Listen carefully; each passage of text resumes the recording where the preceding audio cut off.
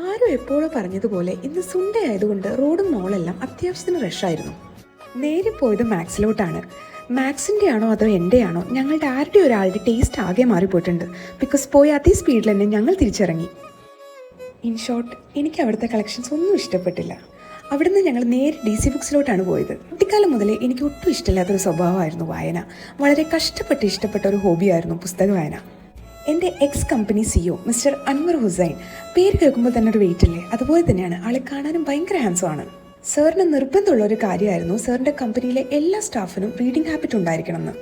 Weekly once sir എല്ലാവരും മുന്നിൽ വെച്ചും നമ്മളെ കൊണ്ടൊരു ബുക്ക് വായിപ്പിക്കും. ഞങ്ങൾ സ്റ്റാഫുകളെല്ലാം മാറി നിന്ന് കുറ്റം പറയും, ഇതെന്താ വല്ല സ്കൂളാണോ എന്ന് ചോദിച്ച്. സാറിൻ്റെ ഉദ്ദേശം ഞങ്ങളുടെ കമ്മ്യൂണിക്കേഷൻ സ്കിൽ ഇംപ്രൂവ് ചെയ്യുക, ദെൻ കോൺഫിഡൻസ് ഇംപ്രൂവ് ചെയ്യുക എന്നായിരുന്നു. അങ്ങനെ കുത്തിയിരുന്ന് വായന തുടങ്ങി. ഒട്ടും ഇഷ്ടമില്ലാത്ത കാര്യം ഡെയിലി പ്രാക്ടീസ് ചെയ്ത് എപ്പോഴൊക്കെയോ ഇഷ്ടമായി തുടങ്ങി. അപ്പോൾ അത്രയേ ഉള്ളൂ. See you in the next video.